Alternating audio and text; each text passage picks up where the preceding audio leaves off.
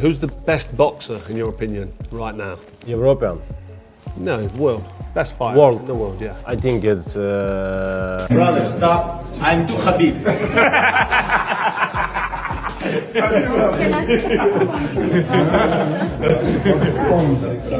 Can we waiting for his... Yeah. That debate had been bubbling for months, and boxing fans were waiting to see how Oleksandr Usyk would respond. After making history as the undisputed heavyweight champion, many felt dropping him below Terence Crawford was a slap in the face to his legacy. But when the question finally came his way, Usyk didn't snap back or make excuses. Instead, he shut down all the noise with an answer no one saw coming. Who's the best boxer, in your opinion, right now? European. No, world. Best fighter World. in the world, yeah. I think it's Terence Crawford. Many believe it's you.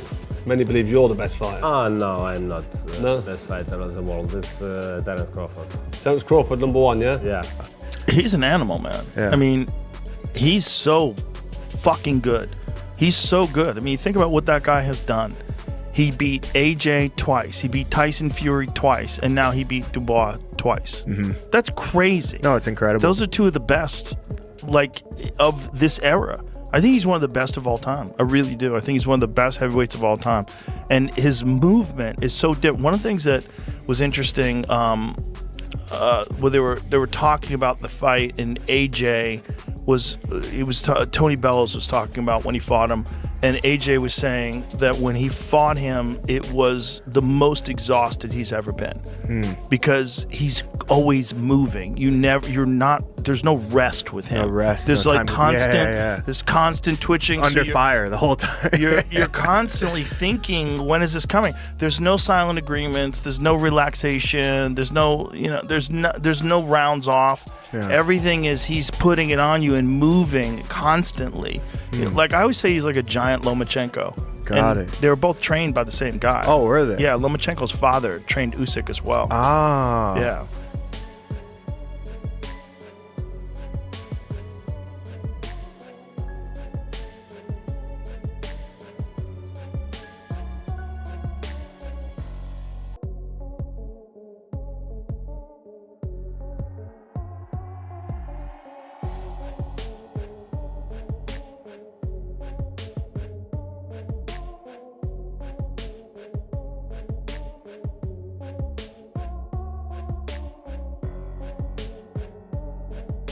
Usyk 2 times win. Yeah, I remember. So will you admit that you are a great fighter now, an all-time great? Definitely. Pound for pound, number one? Who? You? Nah, he says I Crawford. don't know. He says Crawford all the time. It's Terence Crawford. Nah. Pound for pound, number one. This shift all traced back to one massive moment that shook the sport just days earlier. Terence "Bud" Crawford pulled off what many experts thought could never happen.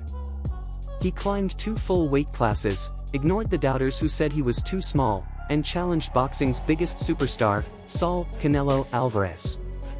Analysts argued that size matters and that Crawford was biting off more than he could chew.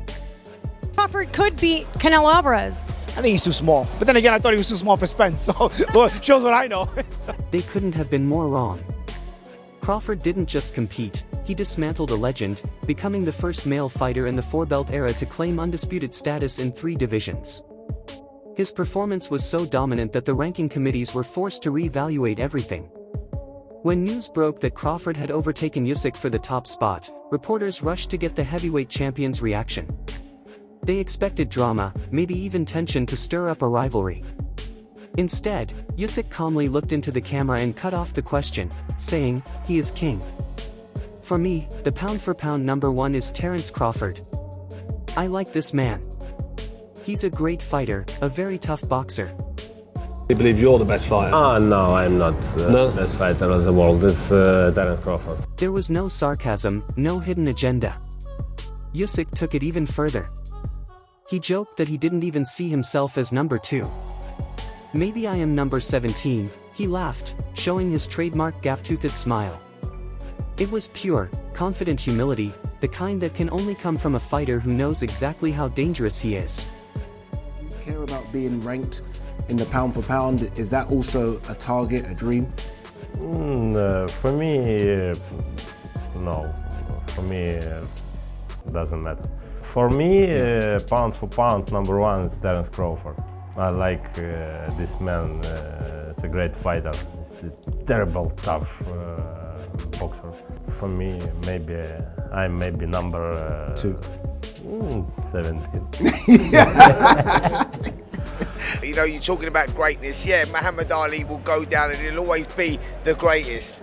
Let's talk about who's the best. And Oleksandr Usyk, his name is right up there, right? You don't become a three-time undisputed world champion, do what he's done, jump through the weight divisions, beat everyone of that era. And that performance that he put in tonight was the best Oleksandr Usyk I've actually seen. I think that you got to put him up there, man. That was phenomenal. People talking about age, you know, was he showing signs of wear and tear after the two Fury fights? Well, he answered all those questions. He looked young, he looked fresh, and he made a potentially difficult fight easy. Can I bring Dave in here? Yeah, obviously you're the heavyweight. Would he have beaten Muhammad Ali? Would he have beaten Evander Holyfield? Would he have beaten Lennox Lewis? Would he have beaten George Foreman?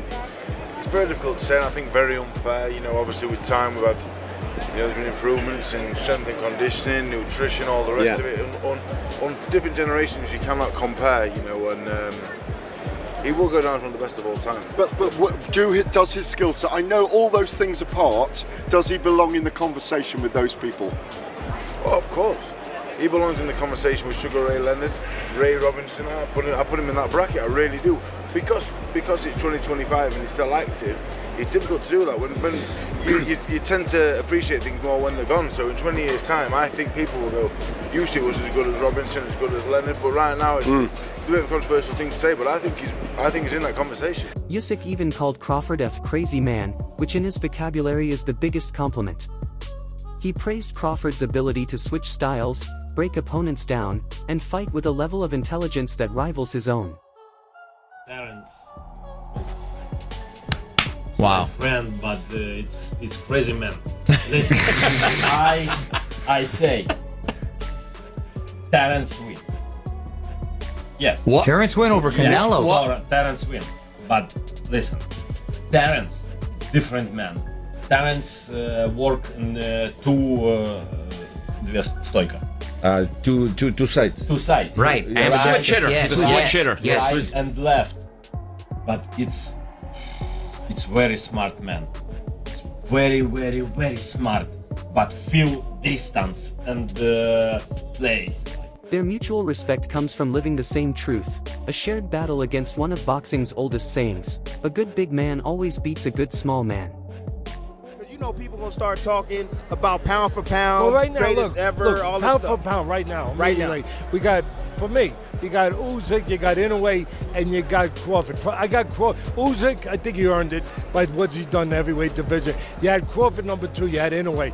Now I got Crawford probably number 1. I mean, it's hard not to, but look, it's hard to, to push aside Usyk too, with everything he's done, unifying the heavyweight title twice for the first time in 25 years, beating bigger guys on their home turf.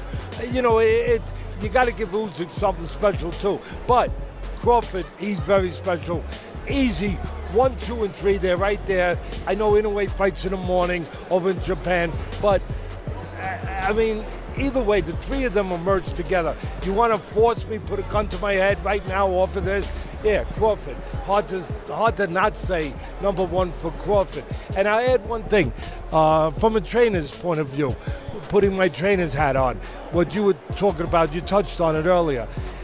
It should have been pretty obvious to Canelo's people that Crawford was going to use that reach advantage, the length advantage, and the jab. So what that means is, if I'm the trainer, the first thing I'm thinking is, what do I not want to happen? And I'll tell you what it is. I don't want to get dominated by the jab. I don't want him to control the outside with the jab. So what is the best way to nullify another guy who's got a better, longer, I get it, but what's the best way, if not to nullify it, to calm it down a little bit? Use your own jab. Move your head, use your own jab. But take his jab away. Both fighters have built careers proving that old line wrong. Crawford's speech after beating Canelo made that crystal clear. With adrenaline still pumping, he fired back at years of criticism. He talked about growing up poor in Omaha, being told he had no star power, no real fan base, and no chance against the sport's bigger names. He called out the lazy narratives analysts use to downplay smaller fighters. You know, this little poor kid from Omaha, Nebraska set his sights out to be a world champion. I had to travel all across the world to go become world champion. You know, in one night, all his dreams came true. A fighter that they say can't sell or they lose money on, and they say don't have no personality. You know, it was this sense of me proving everybody wrong that think that I couldn't win. The bigger man always beat the smaller man. I said, everybody just listening to everybody. They just copy and pasting. And they just running with this narrative that the great big man always beat the great little man. We look at all these great fighters that moved up in weight, and it was smaller guys that went into bigger divisions and beat the bigger guy. I think that people just hear things and they just run with it, and they don't do their research. Many believe you're the best fighter. No, I'm not the best fighter of the world. It's Terence Crawford. Oleksandr Usyk is too humble. He called Terence Crawford the greatest. Usyk knows that struggle from experience. He wasn't born a heavyweight. He was a cruiserweight who stepped into a division full of giants like Anthony Joshua and Tyson Fury. So when he looks at Crawford, he doesn't see a rival. He sees a reflection of himself, a technical master proving that skill can conquer size.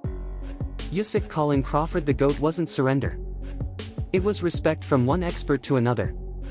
The clip spread quickly, with fans praising Usyk for being a genuinely good human being.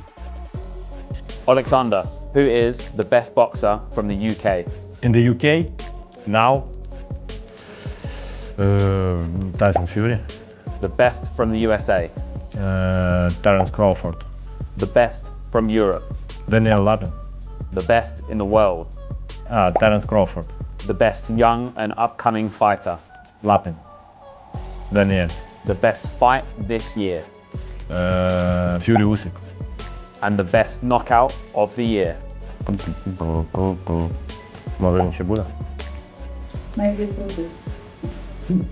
Comment sections filled up with people calling Usyk one of the realest guys in boxing. But while he's out here giving Crawford his flowers, something much darker is brewing in his own division. Tyson, don't be afraid. I will not leave you alone. Usyk may be smiling in interviews, but his rematch with Tyson Fury is coming fast. And the difference between their mindsets heading into the fight couldn't be more extreme. Usyk stays calm, respectful, and open with the media, while Fury has gone completely silent. The Gypsy King is taking a path that looks like psychological warfare. Ring magazine here that Turkey Usyk has spoken to Tyson Fury and the Gypsy King is coming back. Just finished a nice 12 rounds in the gym with the big Rickster. Big fucking Tyson smashing the work. And Big Prince there, getting on, coming on strong, boys. How was that, Rick? Very, very good. 10 rounds of body sparring, 2 rounds of bags, putting it right in.